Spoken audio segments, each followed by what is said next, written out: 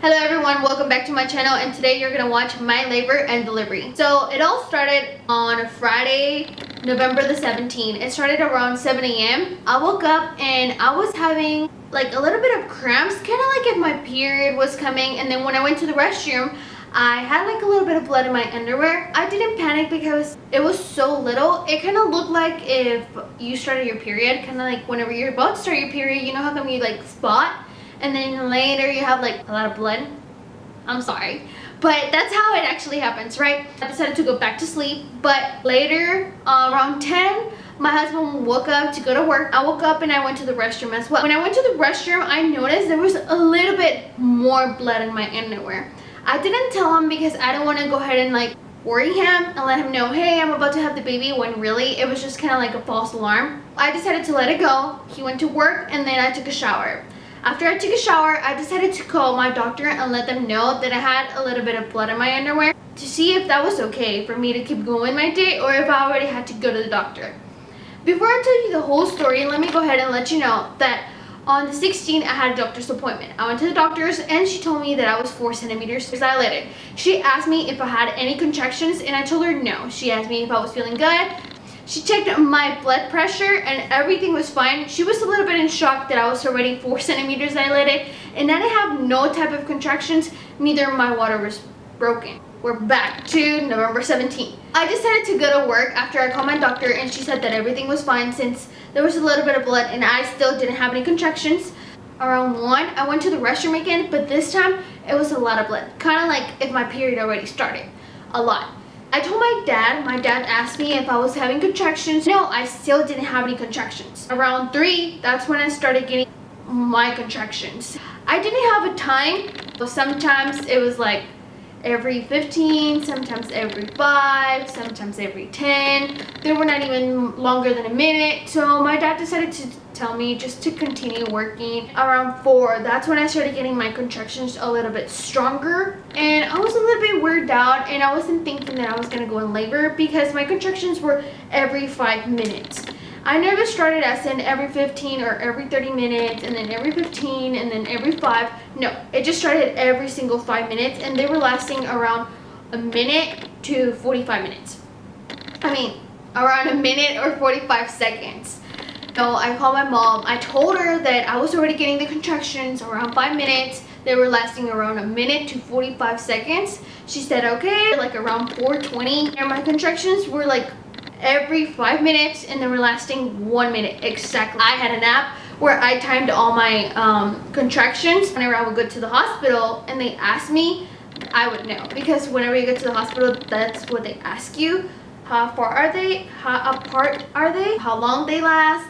And then when we were on our way to the hospital, my mom decided to ask me if she would mind if we would go to Sam's Club first, walk around a little bit, and she had to buy some stuff. Of course I said no. So she took me to the hospital. Whenever we were there, they took me to a little room, not where you have your baby, but they kind of check you up to see how you're doing and if it's true you're having the baby there now. So whenever I went to the hospital, there was this nurse. She checked on me. Whenever she checked, she was like, oh, of course, yeah, there's blood coming out, but your baby is okay, don't panic. So I was like, okay. She noticed that I was almost 5 centimeters, but she told me she was gonna go ahead and wait to see if I was gonna make it to 5. She waited around 40 to 45 minutes to go ahead and check me again. She checked me again, she left, she didn't say anything. Another nurse came, she checked me, and I was already 5 centimeters. Within that time, I got to the hospital around 4:40 to 5. Within that time, that little bit of time that I started my contractions, I was already 5 centimeters. The nurse was like, yes, you are having your baby today. They decided to go ahead and switch me to another room. But before they switched me to another room, my mom was there. But my mom had a lot of things to do. She was there waiting. Within that time of 45 minutes, my husband got there and she had to leave.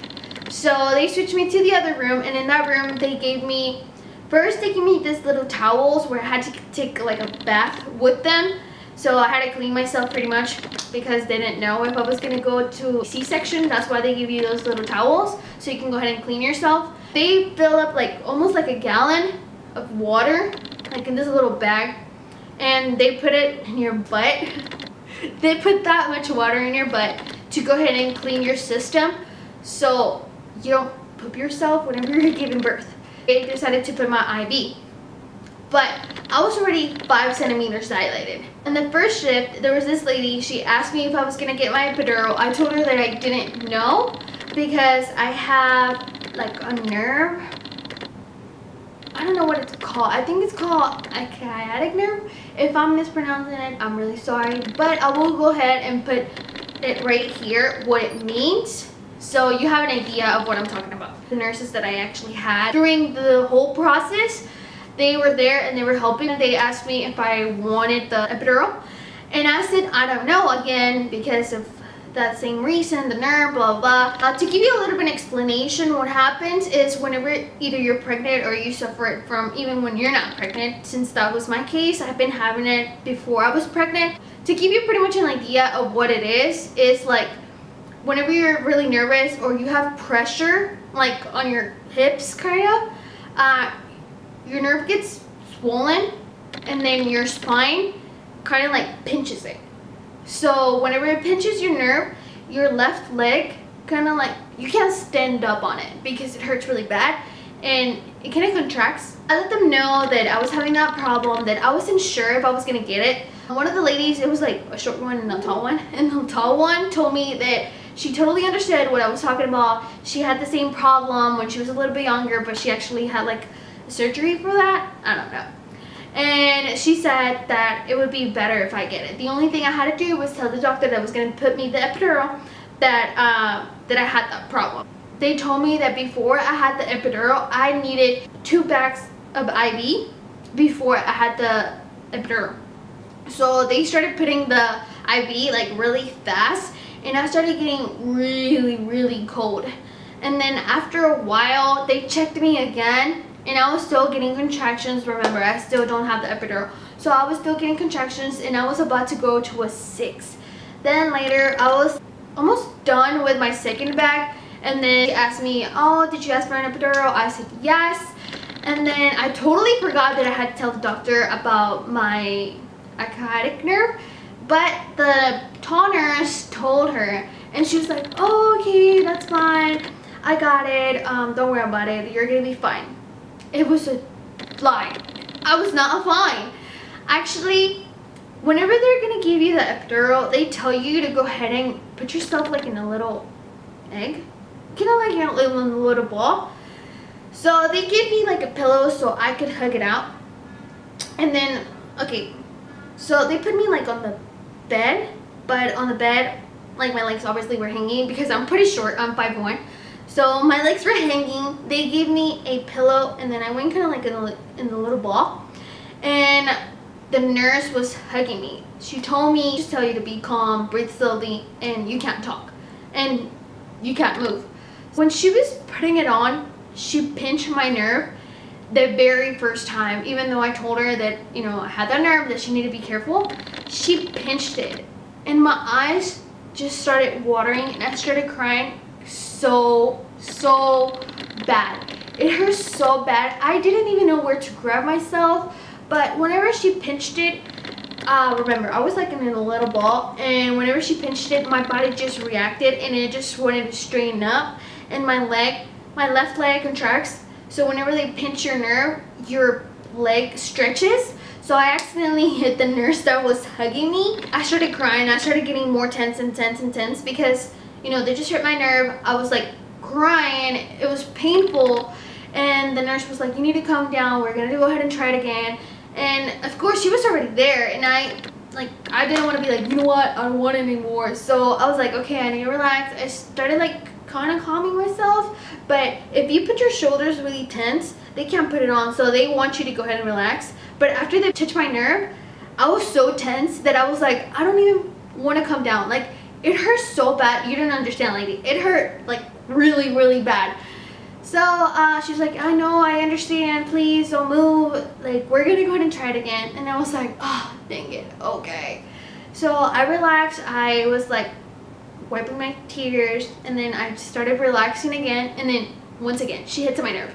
So she hit it again, and I started crying again. And then she's like, okay, you're going to have to tell the doctor or the nurse you're gonna have to tell the nurse where is she so she can go ahead and put it on right. Third try, she put it again, but she didn't hit my nerve. But this time I was feeling everything on my left side. So on my left side, remember, is the nerve that is contracting my leg, and also the contractions. I wasn't feeling the contractions so much because, you know, the nerve was so much bigger. So my contractions were like around this, and then my nerve was like around over here. So every time I would get a contraction, I was not even feeling it because of the nerve. Every time I was pinching, my leg will contract and it will hurt a lot. When they would ask me around 1 through 10 how much was my pain of my contractions, I would say around a 3 because the nerve was like around an 8 and I was crying. So I told the lady that I was still feeling everything, so she decided to take out the needle again, and she told me right here, and then I felt her finger, and then I said, yeah, I think that you're right. So she put it in again, and whenever she put it in, I was not able to feel nothing. I wasn't feeling the contractions, even though I wasn't feeling them before, but I wasn't feeling the contractions nor the nerve getting pinched, and my leg was feeling so much better. After that, so I don't know what they do or what is it called or how do they do it, because first of all, you're not able to see it, but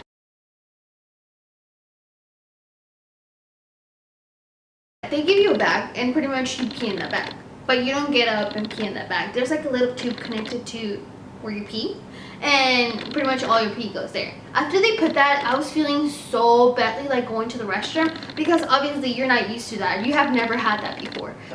I really have to pee, and the nurse was like, well, pee. And then I was like, yeah, but it's a, I don't know how. It's just like, yeah, don't worry about it. You're not gonna make a mess, or you're not gonna pee on yourself. You're just gonna go ahead and like pee on the little bag. And then I was like, okay, that's fine. After that, you're gonna get used to it, but at the beginning it's really hard because every time you feel like going to the restroom, you obviously go to the restroom, but because of that, you can't be getting up. Like, even though you get the epidural, you can't feel the pain, but yes, you can go ahead and move your legs, you can move your toes, you can move a lot, even though you can't feel anything. After that, if time goes by and they told me that I'm doing really good, that I'm getting dilated really fast. So they decided to go ahead and put like a little bean bag so I could dilate it even faster. So we could have that baby on the 17 instead of the 18. So I'm gonna go ahead and insert a picture right here so you can go ahead and get an idea of what the beanbag is. And you should totally tell your doctor or your nurses to go ahead and get that for you because it worked so well.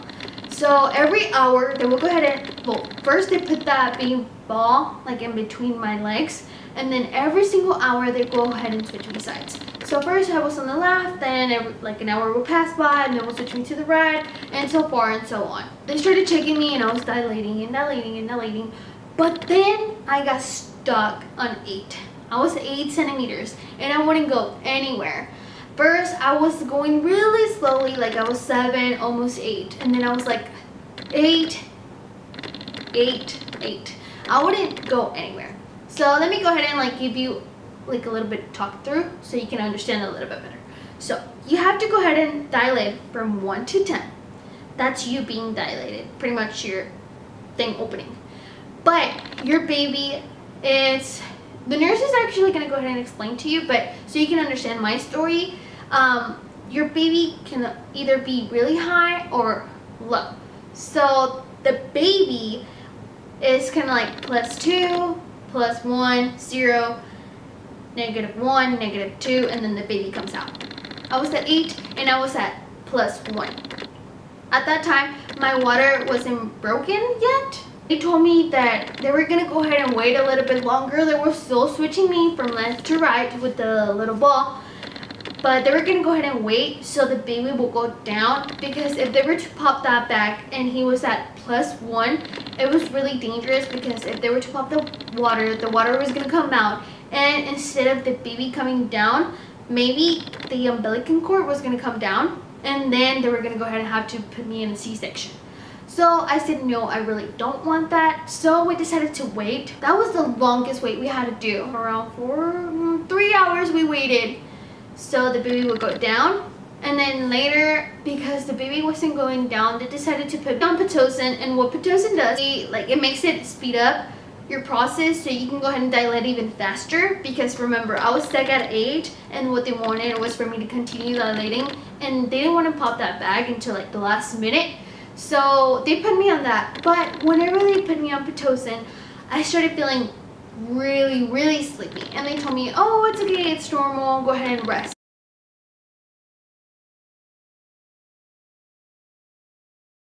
I started feeling a lot better, and I started feeling with energy because I was feeling so down and I was feeling so sleepy that they took me off, and I wasn't just feeling good. So whenever they took me off, they checked me again if I dilated even a little bit, but no, I was still at 8. The only thing that did happen was that the baby came down. So now he was at 0 and I was 8 centimeters. And then after that, they called the doctor. The doctor that I was actually gonna go ahead and deliver my baby wasn't there, so they like had another doctor. So she delivered my baby, and she told me that she was gonna go ahead and pop my water. After they popped my water, I started shaking so bad, like really bad. I was shaking so bad, and I was really cold, and the doctor said that that was normal because my body went from an 8 to a 9.5, and the baby was from a 0 to a -1, almost a -2. So it happened so fast that my body was like in shock and didn't know what to do. So I started shaking, and I was really cold. They told me that they were gonna go ahead and let me rest again, but whenever that happens, when you're almost at a 10, you start feeling like a lot of pressure, kind of like if you want to go ahead and poop. It's so funny, but that's how you feel. Seriously, you feel like you want to go ahead and poop. I was feeling like a lot of pressure, and because I was feeling so much pressure and the baby was about to come out, my nerve was getting pinched more. So even though I had the epidural, I was feeling my nerve and my leg keep compressing. It was hurting a lot. My leg was getting compressed, and I was crying because the pressure isn't comfortable, but like if you push, it feels better. But you couldn't push, first of all, because your body is getting dilated to a 10, so you can't push yet until you're at 10. The nerve was being really bad. It was just like really painful. So they waited 30 minutes, and after they waited 30 minutes, they were like, okay, you're ready to start pushing. And then I was like, okay, fine. So I actually thought that it was gonna happen like the movies. You know how come in the movies they tell you when to push? No, right here, you had to know when to push, or you feel it when to push. I really thought that they were gonna go ahead and tell me, okay, push, 1, 2, 3, 4, 5, blah, blah.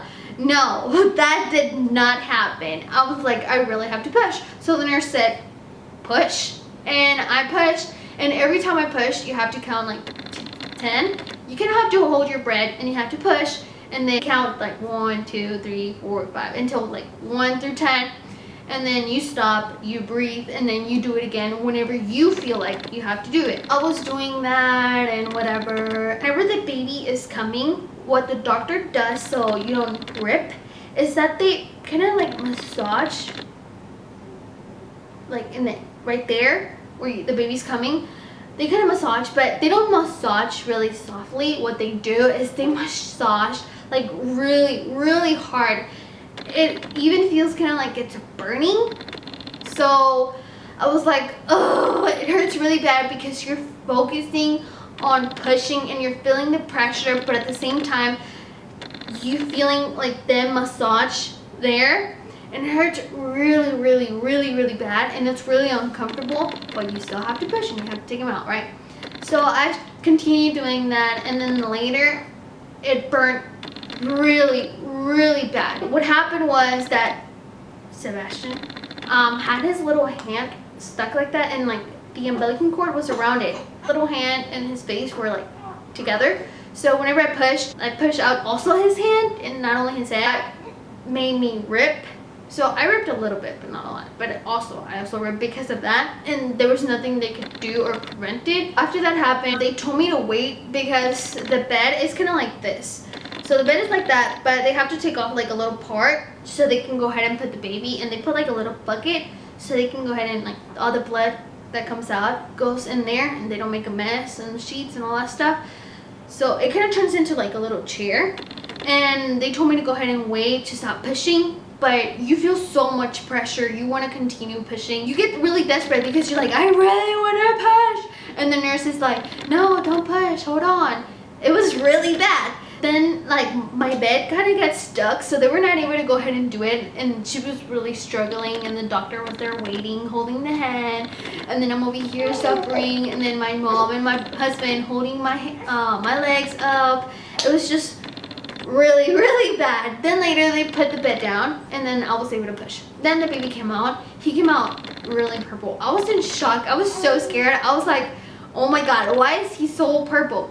And he didn't cry at the beginning, so I kind of started panicking because you know everything happens in the movies. In the movies they cry right away. No, it doesn't happen right away. Actually, they cry like a little bit. Then later the nurses start checking on him and whatever. After that, whenever he cried, they put him on my chest, and then my husband decided to cut the umbilical cord, or yeah, he cut it.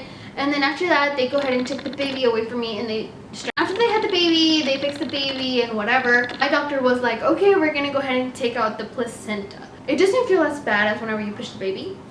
It just feels really weird. Kind of like if you peed yourself like a lot. Like if you had if you wanted to pee and then you've been holding it for a really long time, and then you pee like a lot, and then you stop peeing, and then that's how pretty much how it feels. And then after that, after they remove your placenta, the doctor checks if you ripped, and usually the doctor tells you how much did you rip and if they're gonna go ahead and give you stitches or not. My doctor told me that yes, I did rip, that it was a little bit, but even though it was a little bit, they were gonna go ahead and give me stitches. Give me stitches. They just kind of pretty much take you the epidural. Pretty much you're done with like everything, and then later after that go ahead and stitch you to another room. So that's pretty much it. That's my labor and delivery story. I hope you liked it, and if you want me to go ahead and make other videos about like mom things or stuff like that, and if you want me to go ahead and do a 2-month update on my baby, then go ahead and please give it a like, and don't forget to subscribe, and we'll go ahead and see you later. Thank you guys so much for watching, and bye. Bye.